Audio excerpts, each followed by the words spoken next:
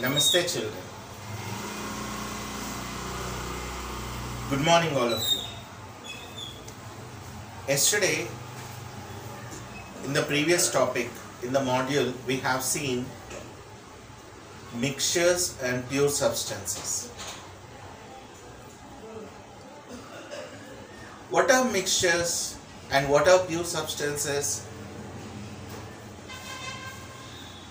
The substances which cannot be separated by any physical separating methods are called pure substances. And also we have seen mixtures are of two different types, homogeneous mixtures and heterogeneous mixtures.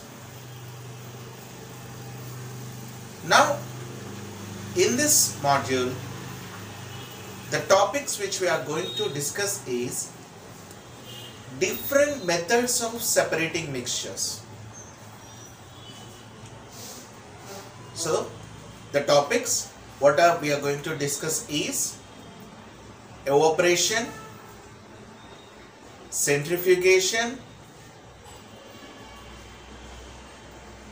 separation of liquids, and separating funnel, chromatography, distillation. In this particular distillation, fractional distillation topic also we are going to discuss. I am going to repeat what are the topics we are going to discuss in this module is evaporation, centrifugation, separating funnel, next sublimation, chromatography, distillation. These are the methods that we are going to discuss in this class. What is separating method? The simplest method that you know in your day-to-day life you see every day. Hand picking method. Yes. In olden days, nowadays we are getting the rice polished and we are getting different bags with high cost, but in olden days, in my childhood days, when before cooking the rice, we used to pick the stones from the rice. That process, picking the stones by using the hand, is called hand picking method. That's the simplest method to separate the mixtures. You can see this picture. In this you can see the rice and sand are mixed up. This is a mixture now. If I want rice, what I have to do? Separate, pick the stones one by one. So this already you know, no? Separating method. And second method, filtration. When your mom has prepared the tea, she filters by using the filter. Okay, and in another method is the thrashing. In villages you can see they beat that particular paddy thing to the bigger stones and all those things. Then while that things the cereals always get separated by thrashing. Winnowing. Once thrashing is done, still some dust will be there. Then they take that particular thing into that basin and they do like this. Because of air, entire the dust will go off and cereals will fall down. Sieving. Sieving. Yes, while preparing the roti, your mother sieves that powder. Yes, that sieving.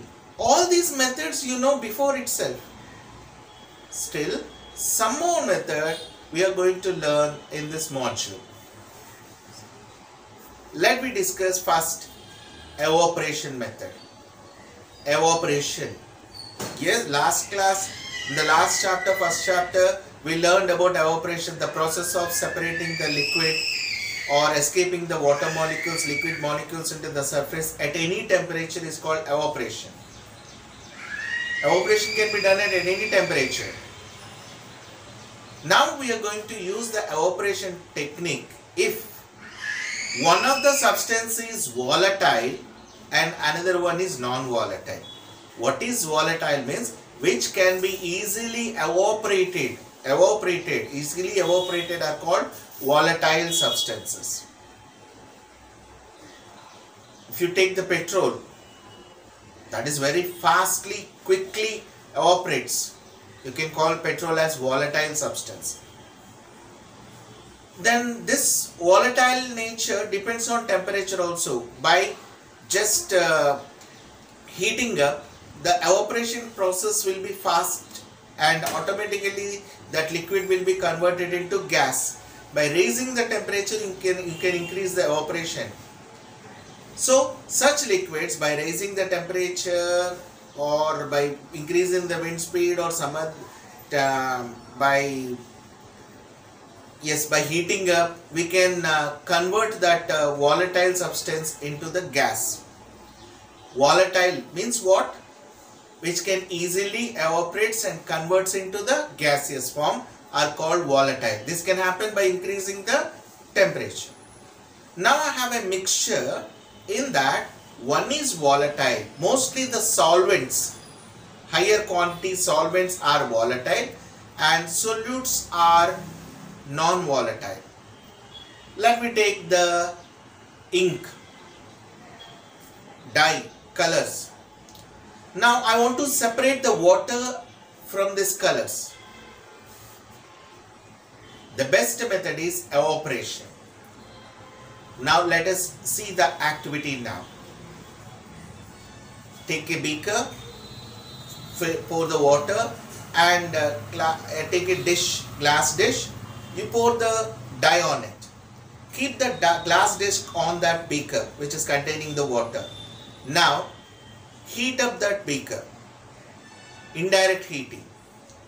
Why we should not heat ink directly? Because the colors or the dyes which are used when we eat directly, they will be burnt up or they will be mixed up. So we are not going to heat up directly, indirect heating. So as the beaker heats up, the water in the beaker gets heat up, and that because of hot water, the ink will get heated, and from that water will get evaporates, and the leftover residue, can you guess what is that? Yes, that is the ink, dye. Separation by evaporation method. Now another example, let me go to see that table salt which we do every day, we use in our day-to-day life. Salt. How do we get the salt? Yes, from seawater only. So they will take the seawater in big lands and they allow to evaporate because of the sun's heat. As the hot sun is there, the water in the seawater will get evaporated and the salt will be left over. That salt will be collected separately. The salt from seawater also separated from this method only, called evaporation. Now let me go to the another method, centrifugation. Centrifugation. What is centrifugation? First of all, we should understand what is the centrifugal force. If you make anything to go round continuously, the moving object in circular path experiences centrifugal force, means trying to move away from the outside. The same thing you experience in merry-go-round. When you go in merry-go-round, that particular seats are there, they go away from the center. Merry-go-round, away from the center because of centrifugal force only. So centrifugal force means when you make anything to rotate, it experiences outward force. That principle we are using in this particular thing. And the device we use to separate the things by using centrifugal force is a centrifuge. The simplest centrifuge machine is churner. Yes, churner, that is there in your home. Can you guess why do your mother uses a churner? Guess how she uses? Yes, she churns. Allow the buttermilk to go around. Now automatically the butter in the buttermilk, the cream will get separated when we do churn. Means when we do the particular things to this thing, rotating. Separating of the higher mass particles from lower mass particles by using centrifugal force is called centrifugation. So three things we need to understand here. Two colloidal particles should be there with of different masses, and this entire solution should be made into go round. Then higher mass particles will be experienced more centrifugal force, that's why it moves away from the center. Now the same thing you can see in testing, blood testing. They take the liquid, the blood in the test tube, and the blood is almost a colloidal solution. They are allowed to go in a centrifugal motion.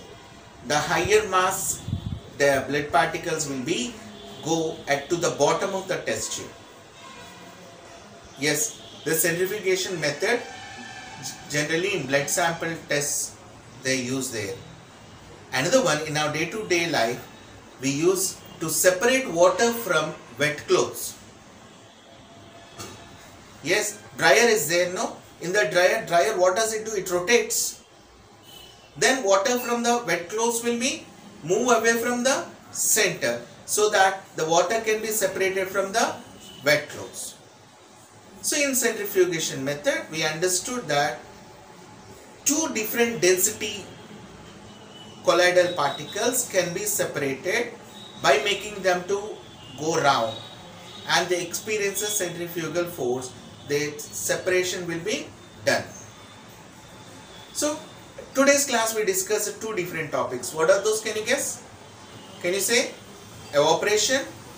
Evaporation will be done if one of the liquid is volatile, one of the substance is volatile, and second one we have seen the centrifugation. The two colloidal solution means the solution colloidal particles with different densities will get separated if they go rotation. Okay, now try to answer these questions, and at the end assignment questions also there, and try to answer those questions also. Thank you. So try to answer these questions. First question, what is meant by pure substance? You know that at the beginning we have discussed pure substances and mixtures are there. So if you have understood the mixtures, then you can answer the question for this one. What is meant by pure substance? Next, second question, write the differences between homogeneous mixtures and heterogeneous mixtures. This is very important for us. Why? Because homogeneous mixtures is also called as solutions, and their solute plus solvent is equals to solution, and we have discussed some problems also. And heterogeneous mixtures, two things are there, suspensions and colloids. These two also very important. So you need to write differences, at least 3 to 4 differences between the homogeneous mixtures and heterogeneous mixtures. And third one, problem. 36 grams of sodium chloride is dissolved in 100 grams of water. Calculate concentration by mass. And name the technique to separate butter from curd, salt from seawater. And explain the method of separating of ink from water. And one more question you can find, that is explain the method of separating the higher mass particles from the lower mass particles. So all these questions you please note down first and think about the answers. What would be the answer? So slowly all the topics, module 1 and module 2, you have seen, you understood clearly that what is a mixture, what is pure substance, and in this module you learned that how the pure mixtures can be separated. There are so many methods are there, but in this module we learned about only evaporation and centrifugation method. So hope so that you can answer this question and answers. Next module we can discuss the other topic. Thank you all of you. Thank you very much.